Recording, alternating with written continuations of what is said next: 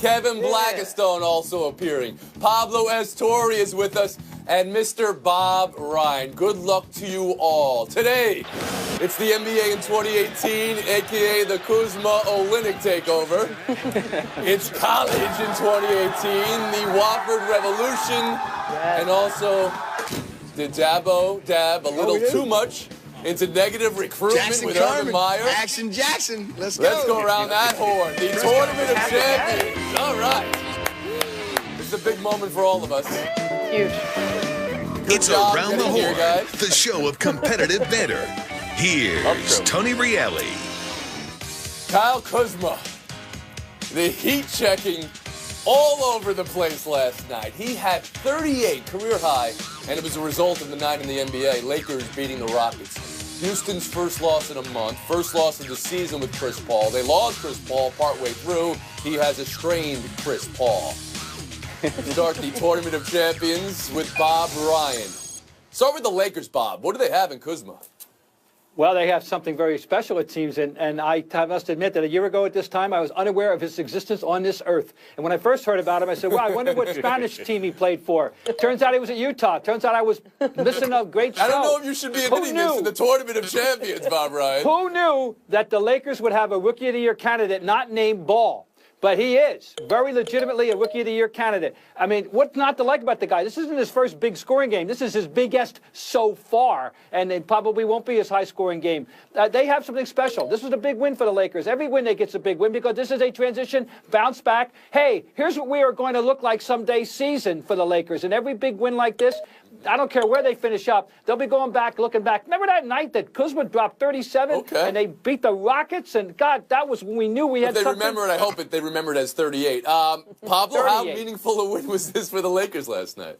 This was a big step forward for them, and Bob shouldn't feel too bad, by the way, because the Brooklyn Nets seemingly didn't really know who Kyle Kuzma was either, despite drafting him, because they then traded him with Brook Lopez for D'Angelo Russell and Timofey Mozgov. So, that out of the way, I think it's important to note that Kyle Kuzma, at the very least, looks archetypal, and I don't mean that he is the best player in the Western Conference or anything like that. I just mean to say that this is what future NBA stars increasingly look like. The guy is 6'9", 220. He's one of those formerly positionless guys, those quote-unquote tweeners who can play some defense, who can defend the perimeter, protect the rim, but also shoot all of these threes. Like, this is the type of player that the Warriors actively seek out, that the Celtics actively seek out, and quite honestly, this is the last time that anyone like the Nets will make a mistake on passing up a guy who looks like this, let alone plays like this. Archetypal. There we go. How about you, Kevin Blackistone? Wow, I didn't know we were awarding the NBA championship and MVP all in this show as well. That's what it sounds like. All right, let's slow down a little bit. This was their third win in their last 11 outings,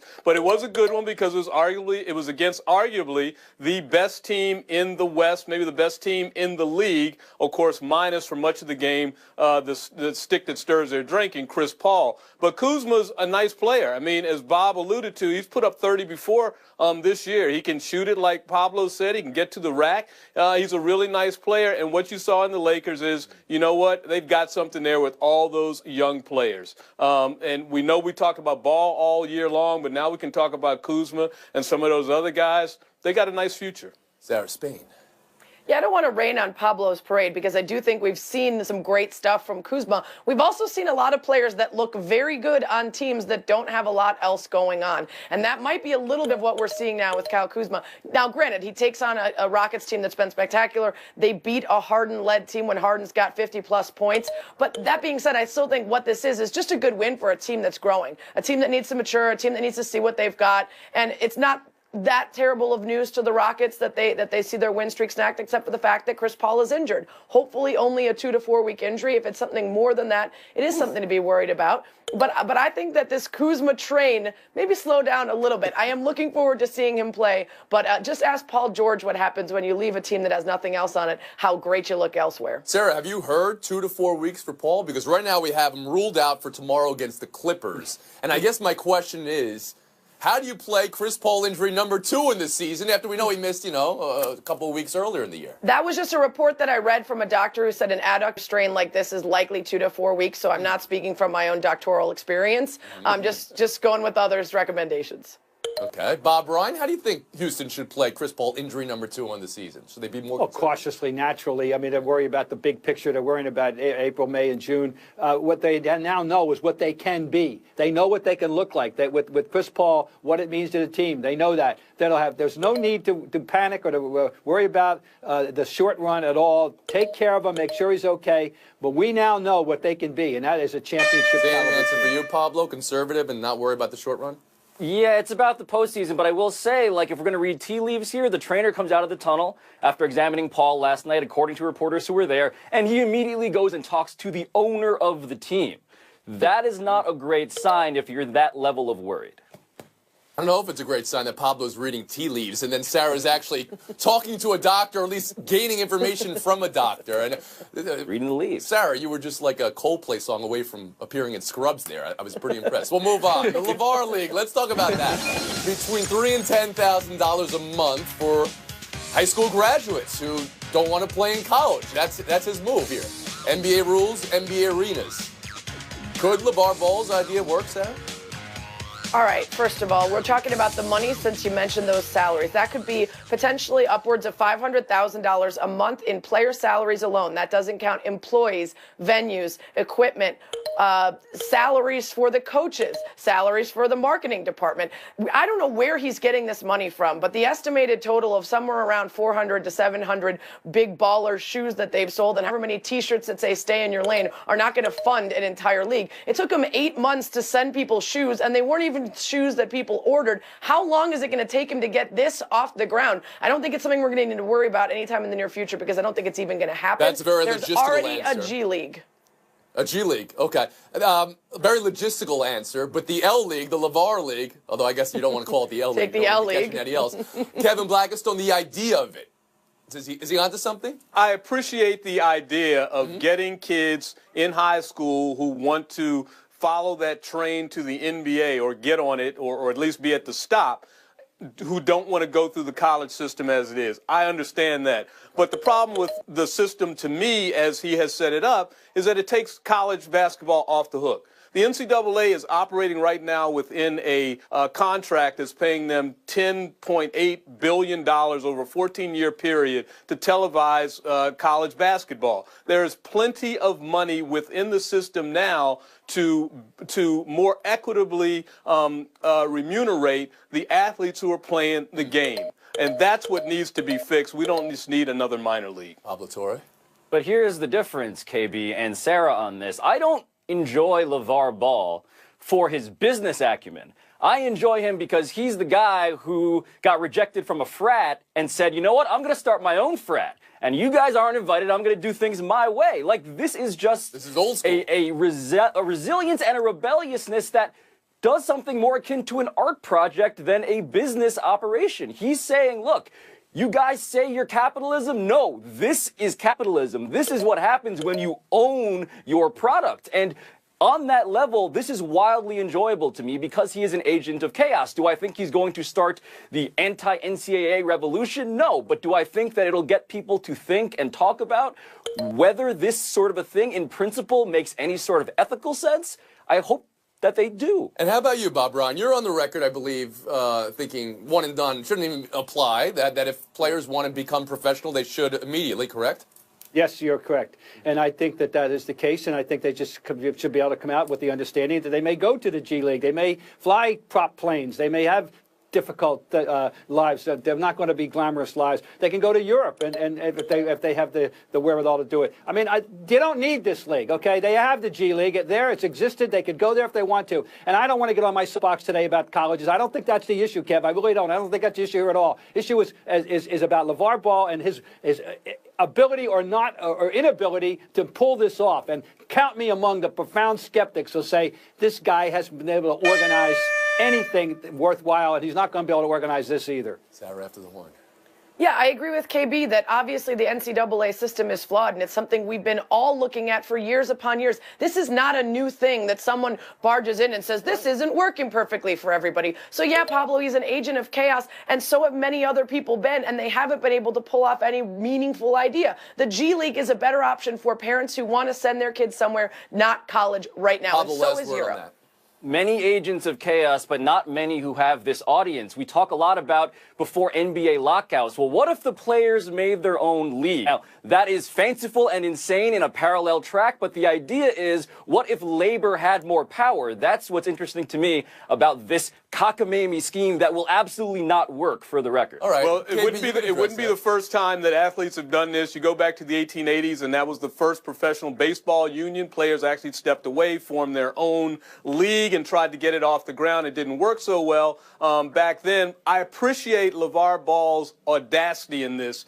I just continue to want to go after the college system. You can respond. It was 1890, the Players' League, and it lasted 1 year. And the fact of the matter is, Bob was players there. alone I was can't there. pull something off. My takeaway is here that Pablo wants to support this, the idea of this, and he's used the word cockamamie, insanity, and chaos and fanciful. So I want to see that movie. All the words movie poster I want to watch. I'll give LeVar credit here. I mean, was he thinking about this 3 months ago, 6 months ago, when his sons were going to go to UCLA and there was going to be a succession line of balls? No, yesterday. UCLA? Clearly not. He's only put this together in the last week or two since UCLA went away and he went from UCLA, and this is already where they are. Well, this is where we are right now. It's the Tournament of Champions. You can't have a Tournament of Champions without Kevin Blackistone. He's in the lead, 14. Bob Ryan's got some work to do in buy or sell in 2 minutes. You've done this. 1890. You're a one-time champion of the Tournament of Champions, Kevin. Buy or sell. Jackson Carman, Action Jackson, let's go. As Davos Sweeney hearing he landed the #1 recruit out of Ohio. Here's how Ari Wasserman of The Athletic covered it. Sweeney told Jackson Carman during his recruitment that Urban Meyer is on the back end of his career in terms of years left. Carman saying it wasn't a major factor, but an underlying one. Sweeney's response to that, quote, "We might have had a lot of conversations. I cannot recall specifically, but it sounds like something that might have come up." All fair and love in recruiting, Sarah, or does that cross the line into negative recruiting? Well, that particular quote, I'm gonna sell all day because I don't know, it might have come up. It's very Sean Payton. I made a choking gesture. Well, I don't remember that. Don't ask me about it. But as far as recruiting goes, listen, I'm sure there are far worse things that have been said behind closed doors, and if we all heard about them, we would be outraged. But we don't, because this is what happens. And to me, it doesn't feel like he crossed any real bounds here. Urban Meyer left his last school right around the same time, and the temptation to leave might be there again. So might as well put it on the table. I cannot repeat on this show what John Chaney used to tell me about Raleigh Massimino when they would recruit the same player in Philadelphia. But trust me, because because it's John Chaney. All right, it's John Chaney. But the bottom line is, this is just recruiting. It's kind of funny, and who knows? Maybe the Herb Street thing may have come into play here too. Pablo Torre?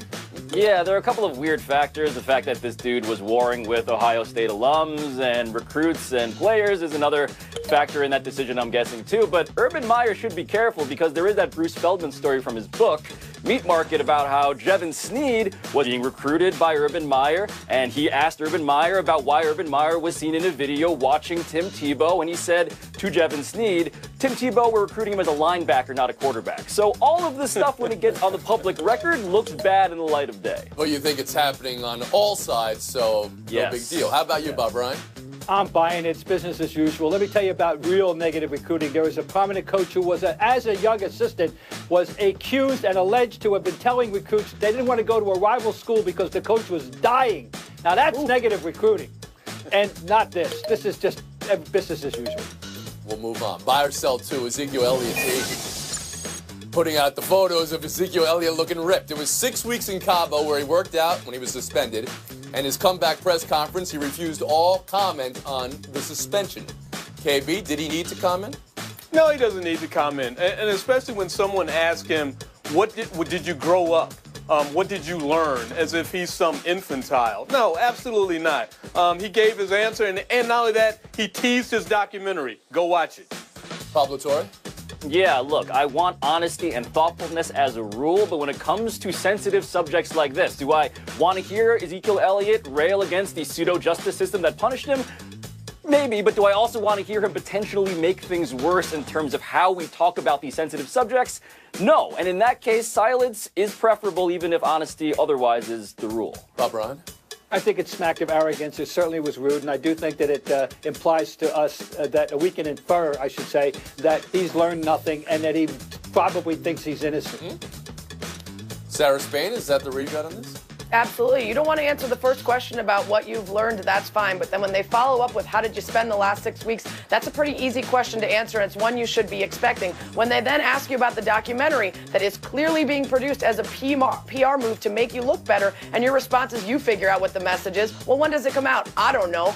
You had 6 weeks to think about how you wanted to return to the team, and with a modicum of PR help, you could have made yourself look a little bit better. Instead, we're talking about it now because you decided that you didn't want to respect the questions and just answer them. We'll move on. Buy or sell 3. Rams putting Greg Zuerlein on injured reserve. He's out for the season. He's leading the NFL in scoring. Pablo, losing your kicker. Big deal, little deal, or no deal? It is a big deal because we laugh when Roberto Aguayo gets taken second in the second round, I should say. And if this guy was a second-round pick, it would have made sense. And the fact is, the proof is in the fact that the Rams are now looking to potentially use Roberto Aguayo. This is a problem for a team. They're looking at these binders full of kickers because this was the guy they counted on all year. Brian? In a world in which the extra point is no longer automatic, I think this is very important, particularly for a team in which they have had a very large percentage of points on field goals. He's had 15 points multiple times. That's a lot of points. So absolutely important.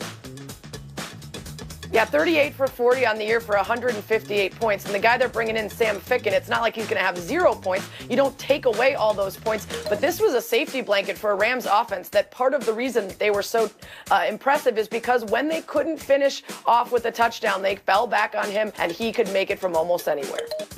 Yeah, I mean, this is a guy who's kicked 2 60-yard-plus field goals in his career. He extends the field for you. And in the playoffs, when it's a close game, you know what? At the halftime, when you want to try a 60-yard kick, this is a guy not only can try it, but can make it and give you extra 3 points. Those scores. Winning the tournament champions is like kicking a 60-yard field goal. That's what it's like. Pablo, Bob, it's been an incredible run for you guys to get here on the last show of the year, but the run ends right now. Pablo, have a wonderful Christmas. Bob, Brian, to you and yours, Merry Christmas. We'll see you in 2018. Sarah Spain, Kevin Blackistone. Are we excited? Yes. We're excited. The final showdown. And for panelist Sarah Spain, Kevin Blackistone, panelist of the year. The anticipation is killing you. I hope it'll last. We start with Wofford 79, UNC 75. That's the 197th ranked team in the country, beating the defending champs on their home court. Bigger win for the Terriers or bigger loss for the Tar Heels, Sarah? Well, when you ask the Tar Heels in a couple of years if they remember any major losses, they'll probably all seem a little fuzzy. But if you ask any Terriers fan for the next decade what their biggest win was, they're going to say this amazing win. Absolutely, no question about it. It takes me back to 1982 when Virginia went to play Chaminade, the swashbuckling Silver Swords of Chaminade, an NAIA team, and they beat them. Beat Virginia and Ralph Sampson. That's a great story. It has nothing to do with Wofford. Give some love for Wofford. Don't be talking up Chaminade, Virginia from 30 years ago. Move on. Celtics gave Kelly Olynyk the hero among us tribute in his return to Boston last night. Standing ovation in between quarters. And then he beat them with the detonation dunk of the season. How should Celtics fans feel today, KB, cheering a guy who just beats them later in the game? They should feel really bad about it, just like Wizards fans do from seeing Kelly Olynyk score yet another bucket, the Game 7 last year. Come on, what was that all about? Trying to win the Tournament of Champions here? Sarah, please. They should feel amazing because whoever believed there'd be a Kelly Olynyk revenge game, and this is a guy who they said was a hero among them, and he proceeded to play like one, so it's their own fault. You should feel amazing right now, Sarah. Kevin's giving you the Tournament of Champions. Showdown 3, quote, I'm going to have to cut it in half because I'm just over it. That's a human talking about a human body part. South Sydney's Angus Crichton's finger amputated so he'll be ready for the start of the rugby season. Is that the right call, Sarah? Absolutely. At first I thought this 21-year-old idiot is prioritizing rugby for the rest of his life. Then I found out it was a fleshy, knuckle-less nub that doesn't do anything anymore. And I say, good riddance, Finger. Yeah, this just goes to show you, this is what we call dedication. Ronnie Lott did it back in 1986. He had to cut off part of Another answer from Kevin where he's talking about somebody else. Take the FaceTime Sarah Span you are our panelist of the year. Whoa! Oh, wow. I never thought I'd get one of these. This is amazing. I'll tell you what, guys, everybody remembers the names of the Ken Jennings of the world, but rarely do we remember that he's not the all-time winningest. In the Tournament of Championship, he fell. Just like KB, Pablo, Bob Ryan, to the relative newcomer. Who could have imagined this underdog storming onto the scene with such charm, such grace, such wit? What an incredible victory. I will cherish this forever. I'm giving myself this. And now she belongs to the ages. Sarah Spain, the panelist of the year for 2017. What a year it's been. And we wouldn't be here without you. So we show our appreciation with our Around the Horn holiday card this year. It's an advent calendar where each panelist takes us through one of their favorite holiday traditions. We've seen Woody's train at his home, KB's eggnog, Sarah's been bar hopping. It's available right now on Facebook, Twitter, Instagram, MySpace, Coinbase, and LinkedIn.